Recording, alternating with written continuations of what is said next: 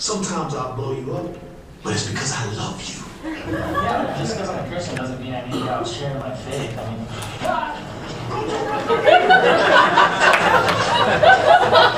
can't escape my class. Deep breath, throw you in the trash. Thanks to the evangelism, campus evangelism nationwide is up 87%.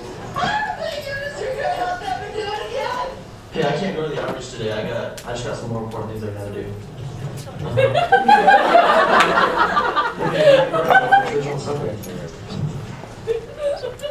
gotta go. The world needs a message. For God to love the world, He wants to communicate it through you. If you protest with me, you will open up the gate to a big out. Give me that phone, boy. When I see selfishness, it is my job to blow them up.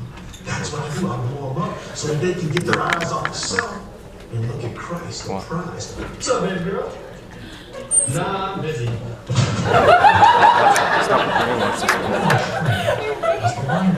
It went down.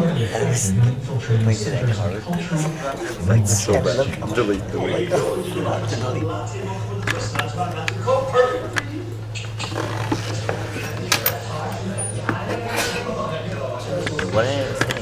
What?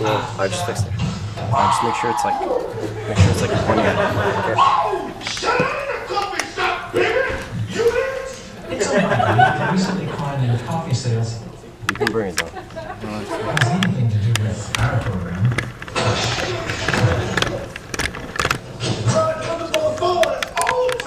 Old Testament, you know this. Thanks for coming, dear.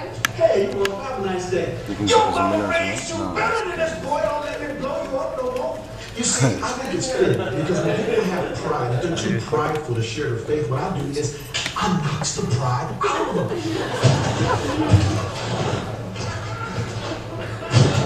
What I would like to communicate to my brothers and sisters is this. When you least expect it, around the corner, perhaps even under your bed, I can be in a phone while I can be everywhere. And just know that I'm always watching. Ready to lay a boom on you, baby.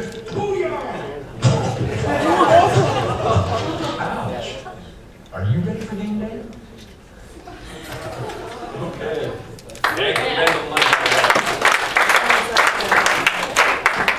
You know, I show that video from like time to time, and one time I sent this to a couple people in this like Mirhom class that we had in Southern Diet. Somebody emailed back and said, you know, I'm not sure if we can do this exact linebacker thing. I was like, that wasn't the point, man. It was a joke, I promise. So just in case you thought this was real, he is hired, he is Coptic, now we baptized him, so he's coming for you, all right? No, just joking. So basically, like I said, this is the last talk. Sorry, before we start formally, so we can do this. So yesterday, we had probably the most perfect segue in the history of mankind for this talk with Sayyidina, when he answered all of the whys.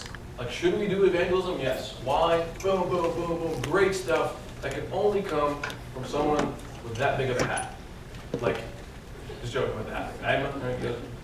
So Sayyidina gave us the how, and then the lingering question that I felt was maybe from yesterday was, and some people in the audience kind of addressed and said, hey, this is impractical. How can I do this? Is this real? If you thought this, I got good news and bad news for you. The good news is, I got practical ways for you to do it. The bad news is, you might actually have to do it. If you want to know, if you were curious and you were interested and you were saying, man, you know, I really wanted to, I really was going to do it, but the thing was, I didn't know how. Here we go. We got the next 45 minutes or so, or half hour, to talk about exactly the how practical things that have happened. So practical, so real, that have taken place over now, somewhere around 20 different cities across the US and Canada, from Toronto, Montreal, just to name the Canadian places. And then New York, Florida, Texas, Cali, all over. Easy things that are so easy. You know, Coptic people are doing them, like so simple. No, nothing complicated. And then when they were actually done, they yielded incredible results. So before we go on, let me gauge your interest. Do you want to know how to do this stuff? Maybe can I get a nod, or a hand raise, or a punch in the face, something. Hey, man, Okay. bro. Okay. If you want to know, before we get into the how exactly, let me share with you some of my favorite excuses that people come off the bat and say, no, I want to know, but the thing is, there's something already holding you back before you can even tell me how to do it. The first one that I always love hearing is, listen, I don't really need to know how exactly because I'm preaching by my actions. Have you guys maybe thought this or heard this before? Like, I walk down the street and people dive into the nearest baptismal. Like, it's just like, is that Mirhom? That's just what happens. They just like spontaneously get baptized. It's incredible. Maybe not that bad, but sometimes we think like, as long as I'm just doing my Coptic thing and everything's cool, then my actions will speak louder than my words. Right? Here's one slight problem with that kind of thinking. Is I don't really hear you sometimes. I said it. I scared you. I'm just saying. Sometimes we want to say, you know what, my actions are speaking real loud, but sometimes we're just whispering with our actions. What actions are we talking about? Here's the first practical, real, not too out there complicated thing that we cover in our little training for evangelism and stuff. If you guys have Bibles or phones, you can flip from Matthew 25 that we're going to reference to in a second here. If not, I'll just tell you. It's okay. It's like a little story. On a scale of 1 to 10, how important would you say judgment thing? You know the whole judgment thing, like when we're all, at the end of the day, there's a judge, his name's Jesus, there's me and you, we're kind of figuring out like to go south or north, that whole thing, remember that? On a scale of 1 to 10, how important would you say that is? Like 75, okay, like, it's important, right? One model of judgment that God gave in Matthew 25, he basically said, we'll just skip with the good one, so that we don't get pessimistic. He just said, hey, you know, welcome to heaven. And they're like, why? What happened? He said, remember that time when I was hungry? Like, no, was it like Thursday? Like, yeah. I was hungry, and then you came and you fed me. Great. Remember that time when I was sick, and you came in the hospital and you visited me? Remember that time when I was in prison? I was locked up. Like, Jesus, you're in prison? I didn't know about that. That's crazy. Yeah, I was there, and you came and you visited me. It was awesome. And then the people are like, wait a minute. I don't remember seeing. I've seen the picture. That's on the icon. I own one. I have it in my pocket. I remember seeing like the long hair, you know, beautiful Jesus in prison. And he was like, no. You guys maybe know the verses already. Whatever you did to the least of these, you did it to me. This guy. Jesus himself. And there's already kind of an interest, like I've seen from interacting with some of you guys, both from like Calgary, Edmonton, Vancouver, wherever, other provinces, Canadian stuff you're from. Seattle too. Give it a thing, forget the Americans. There's the minority, that's okay. Yeah, that's all right. We're used to it. Always bound down to Canada. Yeah. But there's already there's such an interest among us as young people to say, okay, we want to do some stuff. So usually what we do is this, which is a good thing. We say, all right, we'll get some sandwiches and we'll feed the homeless. We'll feed the poor. And that is such a beautiful beginning work. Here is maybe one element that is sometimes needed in our work there. Like, you know, someone once said that the world needs audio-visual Christians. Like, you know that video that we just saw here? I thought it was pretty cool. It's kind of funny. But if there was no audio in it, do you think it would have been funny at all? It would have just been some weird guy knocking people out. Would have no idea what's going on in the background. Like, this is weird. It's like a racial thing. I don't know. Like, he didn't knock anybody out. Like, so you know what I'm saying? Like, when we just do visual, without audio, the message is not as clear for people.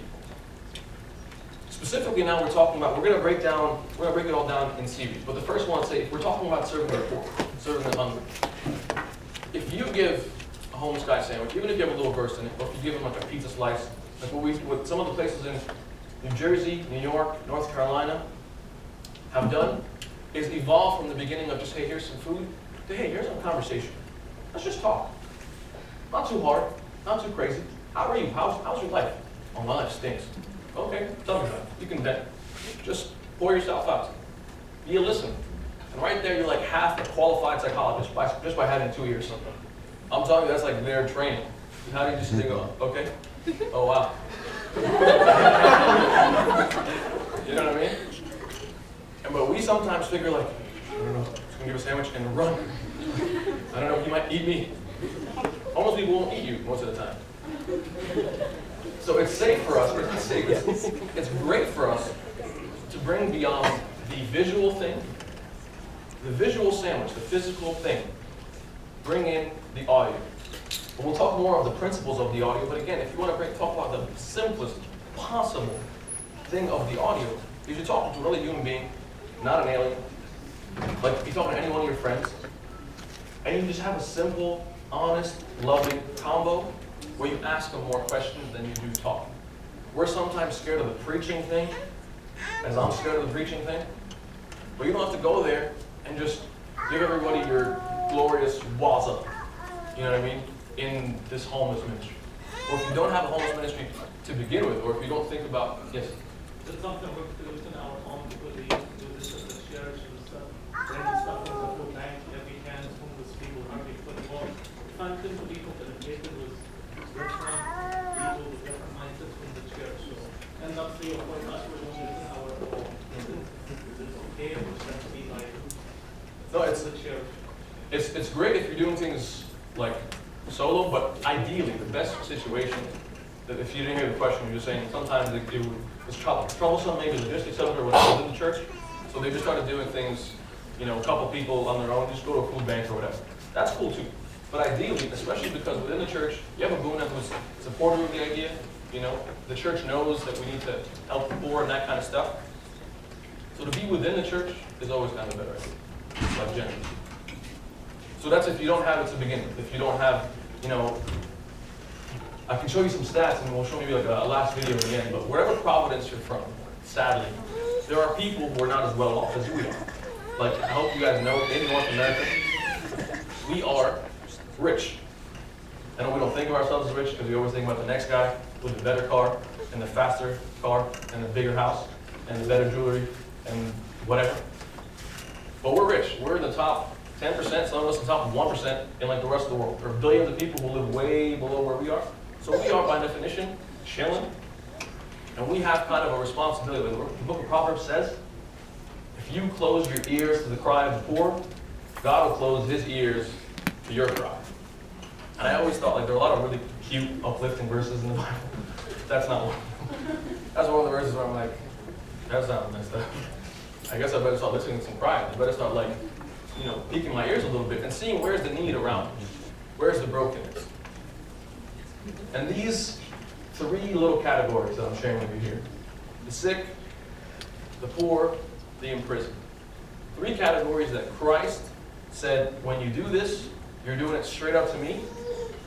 And then when you do it, you actually meet me in a real way.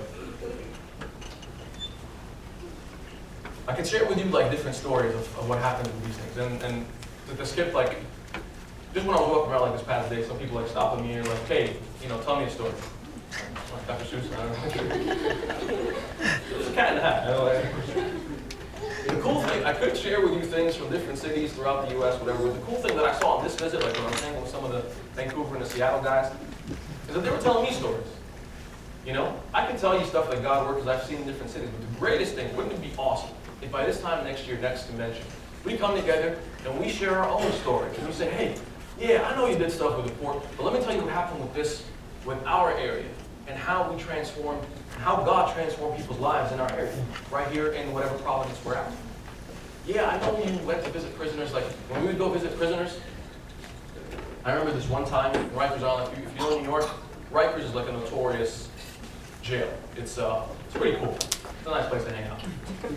When we were there, the first reaction that we got from prisoners was like, what are you doing? I was like, nothing, we're visiting you because you're here, you're locked up, it's probably lonely.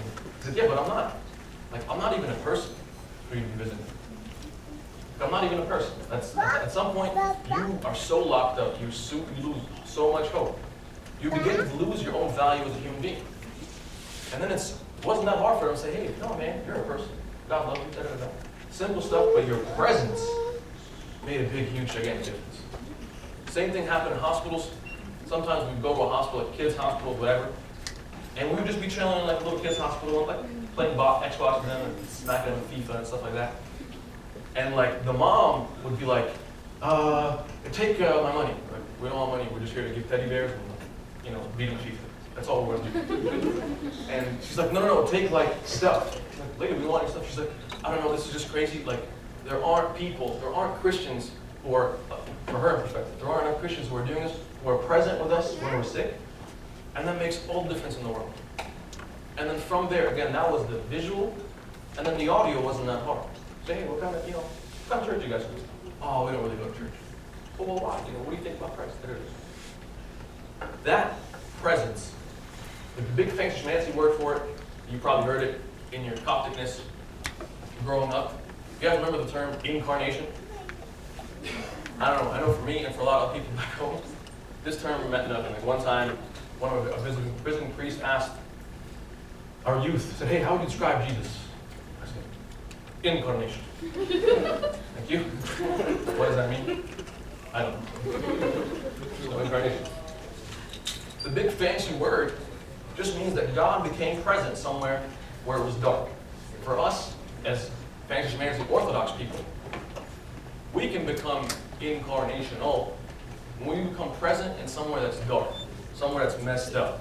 Some of those places are prisons, some of those places are, again, places of poverty, some of them are places of hospital. I know this is the difficult thing in this talk, by the way. It's less fun because it involves us doing stuff. Like, I would love to continue the rest of the talk and just share with you funny stories.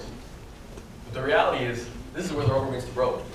This is where we take what we learn and the good stuff and the fellowship and the koinonia and colonia and all that and then do something with it. Because otherwise, what do? We came, we chilled, we conquered, we ate falafel, and we left moving on. So I just want to, as we listen to this talk, we want to be able to see, okay, what can I do to take back home? And we're actually, as a preemptive announcement, during free time, we'll have a practical way to do this, but I won't tell you all about it just yet. The bigger, so this is, again, this is filled in three categories of sick, poor, and in prison. The other big question that people sometimes have is like, okay, maybe you do that with people who are broken, people who are and we've been doing that, by the way, for about 5 years. For a system, it's called FTFT under Emma David, who's Canadian, so you're welcome. Thank you. So he started this system because he said, you know what, we got to be doing this. So if you are wondering, hey, I wish there was a structure that we can steal, got one, steal it. I wish there were pamphlets, we got them. I wish there was a website, steal it. You know what I mean? So the stuff, structure, the logistics, the people go crazy about, that stuff is taken care of. Trying to just take as many hurdles off of you as possible. Okay? So if you want to actually implement it, it can be done. But then the question becomes, okay, that's the people who are in a situation of vulnerability. What about the everyday dude? The guy walking around just hanging out in downtown Cologne. How do you reach that guy? Is there a way to reach that guy? We started asking ourselves, like the team that we served with about 2 years ago. Because right now, when you think of the word evangelism, or sharing your faith or something like that, you might think something like the evangelism guy. Or you might think, tell me again with a head nod, if you have this in your part of the world. We have crazy people who stand on the corner and basically just swing Bibles. They're just rocking people out. Just repent, boom, New Testament, Old Testament, just swinging. You're going to hell. God hates you. God hates you all. Come on, what? Stop here, what? Nothing happened. Why are you so mad?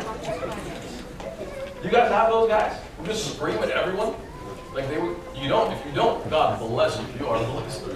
But in America, in New York, and actually, almost every state I've been to, there are these crazy people that just bug out.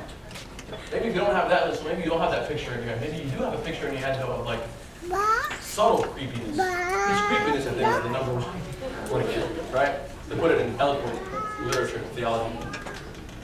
Nobody wants to be creepy.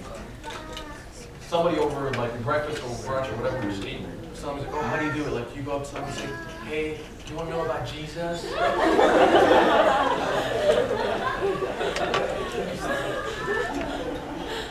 And if someone came up to me and asked me that, I say, listen, man, I don't know you or your Jesus. You weird, your God is weird, that's creepy, I'm gonna get coffee, I'm out. We've interacted a little bit over this weekend. You guys can probably tell I'm not that much of a creeper. Or I try to be. This is again third fact for the weekend. Not devil, not Muslim, not creeper. And Christ, for sure, was not creepy. He was cool, dare I say it. Because he was able to approach people. He was able to approach like the cool outcast people. And he did it in a way that was not like, hey, do you know about me? Hey, worship me. Thou should Matanya. He never did that. You know what Christ did? He used 3 basic principles that we have taken as much as we can and implemented throughout different walks of life. He gave something like a gift, then asked questions, then gave an invitation. For him, the gift part, like, he kind of cheated because he's God, so his gift can be like, I heal you from leprosy. I resurrect you from the dead. Like, I'm not doing that per se. Even though, as a side note, St. John Chrysostom one time said, to feed the poor is a greater work than raising the dead. Side note, I just thought it was cool. St. John Chrysostom said that. However, that was a delayed reaction. Okay, sir. Sorry, I put you on blast. Just joking. But like, gift, conversation, or questions, invitation. Christ's gifts maybe were different. Ours, again, we are a little short on material. So we think of probably the easiest possible material we can think of. We give out free water sometimes. Or sometimes it's like Sion, we give out free Rice Krispie treats. Yum. Budget back gone wild. Whatever the gift is. Sometimes it's coffee, sometimes it's muffins, sometimes it's Doritos, whatever. The reason I give you different examples, these are literally things that we've given. I'm talking about LA, they had water, Philly had Doritos, Orlando had brownies, because the material is immaterial. The thing itself is irrelevant. But the thing that is relevant is for us to be able to do this gracious act of giving someone a gift and say, hey, we're just giving us some free water. You want some? What? Why? People don't really know. And sometimes what can happen is we're doing it. Here's sometimes where we stop. Like I said, the audio-visual thing. Is we do the gift thing. Whether it's someone that's poor or someone that's not poor, whatever the gift is. Maybe the gift is even bigger. Maybe the gift is we're giving out free thumb drives. We tried to do that one time. Or little pictures or icons or CDs or cards. I don't know. You get a card. You get a card. Whatever it is. Whatever your budget is. You can But the idea of giving something away is so Christ-like. But to stop there, it leaves the person saying, well, that was pretty cool. Go about their business. No idea, no change, nothing like that. And if you notice, whenever Christ did it, he went from the gift thing, which is a good place for us to start, to a question thing. And here's what always intrigued me. Christ, would you say, knew everything, right? Roughly about, I think, everything and then some. He can probably create some stuff, know it, and then create it again. Like, he's got a whole, leeway with the whole, creating and knowing everything thing. How many questions do you think the God who knows everything in the universe asked in the New Testament? 1,000. Okay, that's a lot. Do you think he asked any questions in the Bible? Why would he ask questions if he knows everything? I know we're not going to interact, but just think about this. Why would he ask questions? Let me ask you this. If you've ever been on a job interview or a school interview or an interview of any kind, who's asking the questions? The interviewer or interviewee? Very good. Who's in control of the conversation? Interviewer or interviewee? Again. Christ, to be able to get us to think, and this is like a Socratic and a rabbinic, like rabbis in the old school world, to get people to think, wouldn't just stand there and just give them, say, hey, think, walk away. I know I tried to do that, it doesn't work that way. But for us, when we ask people questions then, it makes them actually reconsider things. It makes them see, well, why do I believe this? What is my religious background? How did I grow into this? Whatever. And Christ answered that for you. Asked over 100 questions in the New Testament. 100. It's a lot. When we steal that approach from Christ, when we follow his example and say, okay, you know what? Any perfect stranger, like, this is what we do. This is literally what we do. Whether it's a college campus or in some places like in Houston, we asked the group there, say, hey, listen, what is a group, what is a town or a place in town that is so broken that you would never go there? Right off the bat, they were able to answer. Boom, boom. This place, there's a lot of funny business going on with like transgender situation. I'd never go to that spot. This place is so hood, people are just killing each other. I would never go there. Maybe for you, I don't know what your particular niche in Providence of town, whatever, is, but you can think, when you can think in your head, what is a place in my neighborhood that has like, or in my city, or in my Providence, that has brokenness? It's Providence. Providence, sorry. Providence. Providence. Tell American, we still how do you translate to Canadian? Huh? All right, that was me. Try, okay? Canadian thing that you live in. If you think of a place there that maybe people don't get to hear about God because they're caught up in a particular situation. Maybe people are battling sexual sin, like clubs, bars, like stuff like that. Maybe people are battling like homosexuality, like infamous homosexual areas. Maybe people are battling just gunshots, like in the middle of a gang war, and people don't get to hear about God there. Whatever the particular demographic, when you're able to go, and again, even if it's not that bad, it could just be a college campus, like here, like right here in NWCYC. If you approach someone with a simple approach of, hey, we're doing a little survey. Would you like to take it? Worst case scenario in that situation, what do you think happens? Say no. And of course the sky explodes and they kill you. Like Cynicsarium status, right? Like, you ever know Cynicsarium? Every story ends like, and they die. No wonder I don't want to do that. Everybody gets killed in the end. But my experience, I'm still here, and the experience of people on our team, is when you approach with a survey or saying, hey, we're asking some questions, would you want to take it? If people say no, say, okay, cool. God bless you. Enjoy. Have a good day. If people say yes, hey, well, what's it about? I'm curious. Oh, well, it's about religious backgrounds and lifestyle choices. Whatever invented title we want to use. And we actually have a little survey form.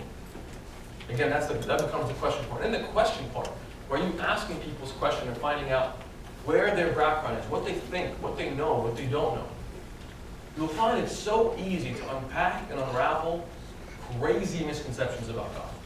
The key question that we ask people, practically, realistically, this is now again, just to beat this to death, the credibility part, so don't think I'm like making it up. Hundreds of people, hundreds. We've interacted with them personally one-on-one. The key one we ask is, how would you describe Jesus? You know, if the word Jesus comes, you know, you hear Jesus, what would you say? And from right there, some people say, oh, he's the worst. Why? Conversation, you get to know them. You get to share truth with them in their life. Oh, Jesus, he did it. Some people never even heard of him right here in North America. Some people have heard so many misconceptions, have heard so much funny, bad stuff, that through a 5-minute conversation with a pseudo-normal Christian like us, you guys are pretty normal from what I've heard. That was actually, by the way, one of the coolest compliments that we ever got from this one dude in Philly who was so zealous about Christianity, he was going to be a priest. He was going to be a Catholic priest. And then he was like, man, Christians are so hypocritical and retarded. I don't want to be a priest. And then we had a conversation with him over some coffee as we were giving out brownies. He's like, you know, you guys are so normal. So why are you cursing, man? I didn't say anything. I said, oh, thank you. Normal, there you go, there it goes. People are itching just to see normal Christians. And for us, when we're just present with people, having that conversation, and then boom, leading to an invitation. The invitation can be sometimes simple. Say, you know what? For me, I can relate to what you're saying. And St. Augustine one time said, this whole thing that we're doing, sharing our faith, the simplicity of it is just building a bridge from our heart to the other person's heart so that Christ can walk across. Christ does the walking. He does that well. We just got to go on the bridge building and see, hey, how do we relate? And we relate well. This is, again, the advantage that we have as lay people, as laity. We don't have a weird outfit on, you know what I mean? Facial hair, like, that stuff, no offense to, like, you know, clergy. I'm saying clergy do that really well, too. They have their role to minister to us. But we are sent out into the world to live there, to work there, to be there, to connect there with people. Make sense so far? The invitation sometimes can be within your conversation. Hey, I invite you, you know what? Have you ever thought about this? Have you ever thought about God this way? Invited to think about God this way. Or it can be as simple as, hey, come to Bible study. We have this thing in church, just a couple of us, we don't know much, but we get together and we read something. Come through. You'd be surprised how many people just will actually come to something if you invite them. Some survey actually in the States said that over 57% of Americans say that they would come to a church if invited. Not too crazy. They're like, hey, come and repent. Like, no, if you want to swing by, come by. No big deal. No commitment. You don't have to sign a contract. Just come by. And sometimes that can go a long way. But the biggest thing, even beyond this, like beyond them coming to church and stuff like that, is even in your conversation. Like, let me ask you kind of maybe an awkward question. Have you ever felt like bored in your spiritual life? Maybe it's rhetorical, but yes. I know. Sometimes when we feel like we're just like, it's the same, and nothing happens, is because we're missing a big half of the chunk of the spiritual Christian life. The big half is that we get awesome stuff. We get it, and then when we share it, amazing stuff happens. Let me give you an example. I was just telling someone as we were walking here, as I've already kind of shared with you, don't judge me, but like, I was pretty soya back then. And in my soya days, I used to love throwing house parties. Of course, they were prayer meetings primarily at that much, but like, in these house parties, one of them got real bad, and like the cops came. And even worse than the cops, my parents came. Well, that was not a good day for me. But the reason why I love throwing a house party is because like you love to like do something and like people come together and they have fun. You cause joy to other people, right? At that point, it was like the wrong kind of joy. It was very shady kind of joy.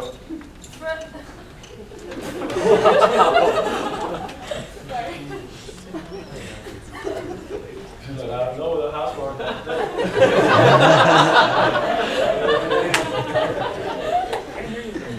But you know what I found to be more exciting than my funny house parties? And you can think I'm corny for this, but have you ever thrown a heaven party? And I'm not talking about heaven, but I'll explain to you. You are corny, man. Let me tell you what a heaven party is. Heaven party. There's a verse that Jesus one time said something real cool. Like usually when I think of heaven, I think it's like a pretty fun place. They're already kind of happy. Like there's not much that can make heaven already like happier than they already are. It's heaven, like they're happy, right? But one time Jesus said, something happens on earth that makes heaven go wild. Makes heaven throw like a party. You know what that is? Lost sheep, sinner repenting. Have you ever witnessed somebody repenting? I'll tell you, it's the coolest thing I've ever seen in my life. Especially when it's someone that's like I've experienced, maybe I'll share with you a quick glimpse of it. This one dude who used to serve in the homeless ministry in Jersey. And he was really aggressive. He was like really, really hood, and he also worshiped the devil. I meet a lot of those guys for some reason. He had 666 tattooed on his wrist, and some other like satanic things tatted up on him. I said, hey man, what's up? Like, how are you? Like, what's your name? Like, my name's Iceman. Okay. Also a comic book figure. Maybe that's from playing that game together. But initially he was really pissed, and he was just like, every week we were there, he was just mad. He was like, why are you here? Like, we're just here, to hang out some pizza and just hang out with you and the folks here. Like, no big deal. Iceman went from being this. That's how we went. I don't want to call him anything else. I'm risking a punch in the face or an ice pick to the throat or something. He went from being this aggressive, angry, I hate you and everybody dude to a dude that was like, hey, I can't wait till you guys come next week. Like, what are we going to read in the Bible? I promise you wouldn't even recognize him. Like wait, you still have these like hats. Like, yeah, but I mean, he drew us this picture. He had never seen a picture of Christ before. Never seen a picture of him. His whole life, grew up in a weird family, devil, craziness.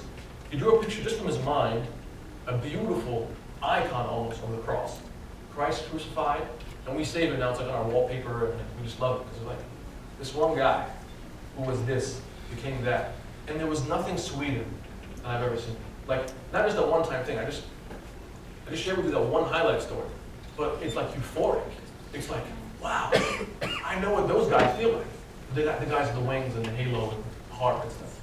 Heaven people. Because it's awesome. It's like, whoa, the dude's life just totally changed. Sometimes it's even more dramatic than that. Like there was one guy that we met in LA. This was just right, LA, again, right on the pier in Huntington Beach, if you've been there. And the group, they've never done any kind of local evangelism whatsoever. And they were like, hey man, this is scary, this is weird, this is creepy, if it doesn't work out, we're gonna stone you. Like, a lot of threats came my way from the group there. But when they went out, lo and behold, one of them, not even the group that I was, one of them, speaking with a dude said in the middle of the conversation, you know, I was gonna kill myself today. I was gonna kill myself. But I'm not gonna do it. Come on! Right? And again, just to emphasize, no offense to the LA group, they don't know anything. Like, they don't know anything special. They didn't have, like, degrees in evangelistication. You know what I mean? They just went out, conversation, boom. And then God does great stuff. You know why? Here's a working definition that I would like for you to tattoo in your brain. It was tattooed in my brain a long time ago, and I've held on to it ever since. One of the smart desert father guys. You know those guys in the desert, they just figure stuff out. I don't know what happens, but they just come to them. His name was Evagrius of Pontus. He said, evangelism is a beggar telling another beggar where to find bread. That's all. Evangelism is not you having an advanced degree in carbohydrates and then breaking down the chemical reactions to someone else about bread.